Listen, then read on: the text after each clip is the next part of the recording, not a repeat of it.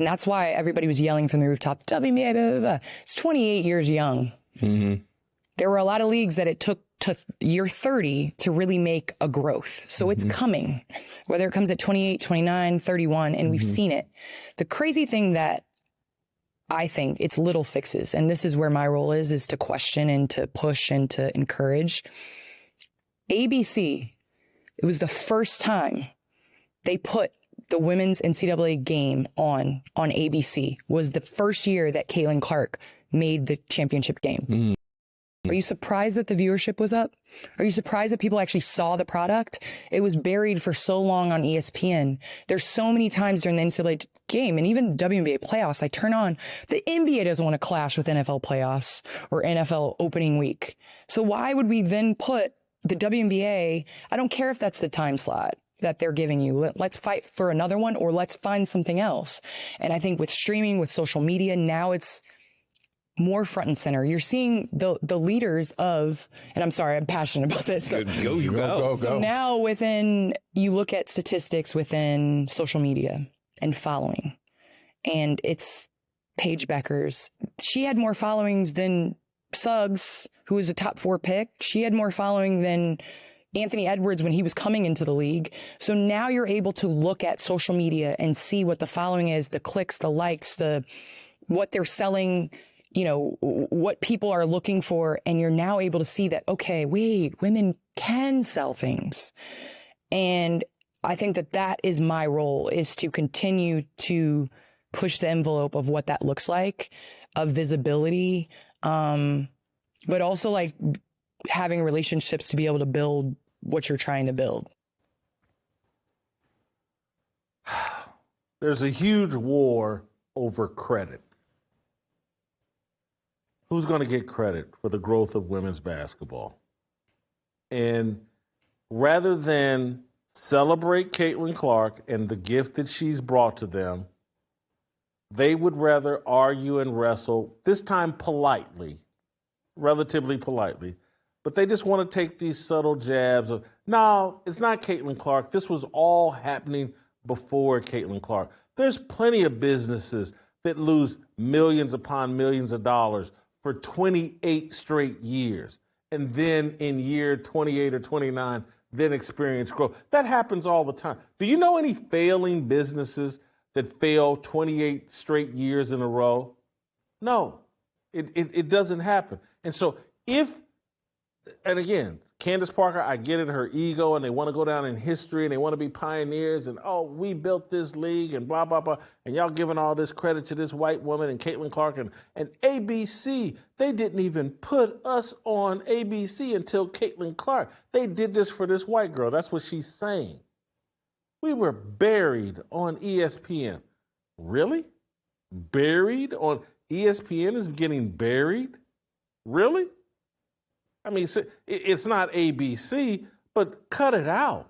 Buried on, this would be like NBA players in the 70s saying, man, this game was great.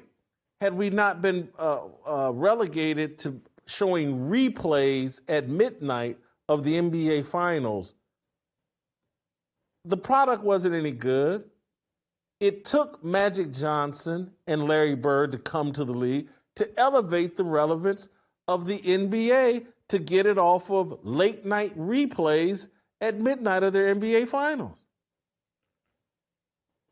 It took Magic and Larry to do that. Caitlin Clark is Magic and Larry. Give her credit. Give her flowers, as you all like to say. They put it on ABC because there was so much demand and they had a chance to reach a wider audience. That's why they put it on ABC. But things aren't buried on ESPN.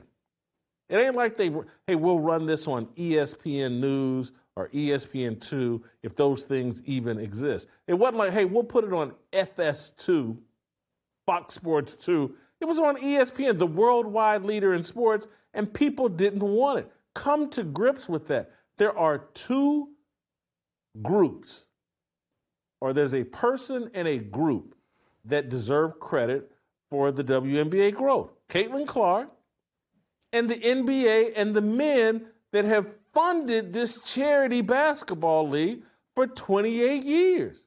I just don't, this, if you're having any concerns over how much you're paying for health insurance, click the link in my bio to schedule a call with the amazing team at Crowd Health. Crowd Health is revolutionizing healthcare. Pay your healthcare bills without the need for insurance. Click the link in my bio, schedule a call with Crowd Health today.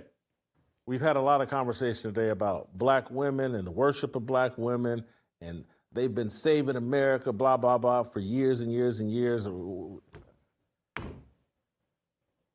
They will not give credit to anybody other than themselves. It's the group of most entitled and ungrateful demographic in the history of America. Candace Parker should be on TV and promote like, hey, man, and again, Megan Rapinoe, none of these women, these feminists are any different. Men didn't do anything for us. They exploited us. No. Men for 28 straight years have sacrificed their own money financing a league that lost millions of dollars every year for your benefit. Men sacrificed for Candace Parker. Now Caitlin Clark comes in and she's having to deal with all of the hatred, vitriol, undermining, subtle shots. Her fans are racist, which is another way of saying there's something racist about her that attracts racist people. She's having her reputation smeared instead of these women turning around and saying, hey, man, I'm so glad Caitlin Clark's here, and now other people get to see our league and how great it is, and I'm appreciative of these men that sacrificed and loaned us money and financed this league, and now they're letting us fly private, and they're going to lose $50 million this year on the WNBA. Thank you, thank you, thank you. That's what you do not hear nearly enough from black women. Thank you.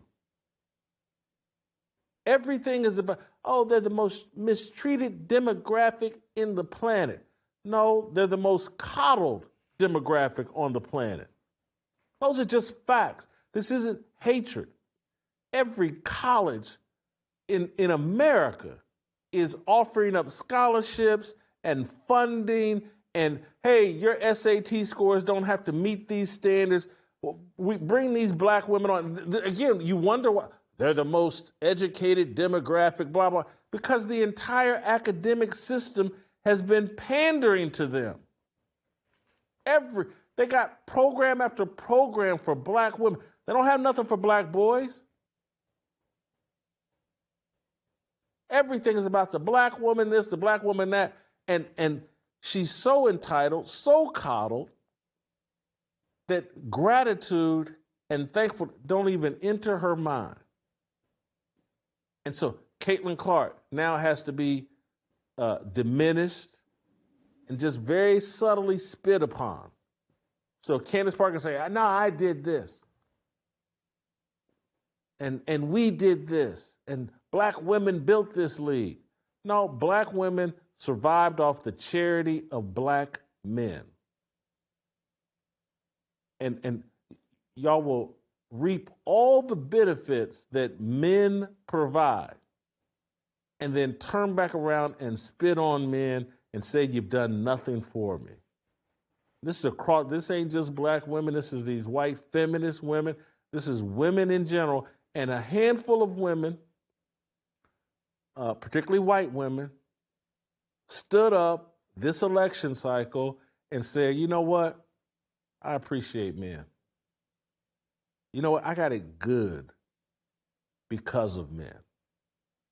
Let me support this masculinity and male energy, and let me show my support and gratitude by going into this voting booth and pulling this lever for Donald Trump and dealing with being reviled and talked about and smeared. That's how you say thank you. And trust me, we appreciate it. And there's some black women. Shamika's not the only one, but there's some black, Angela Stanton King, there's other women that I see doing this. Fall in line. Do that. And watch how good men will be to you in return. So good that they'll let you create a basketball league that loses money for 30 straight years. Go on, keep on playing, baby. No problem. We got you. That's what men do. Like what you saw? Hit that like button, subscribe, and check out the full episode by clicking the link below.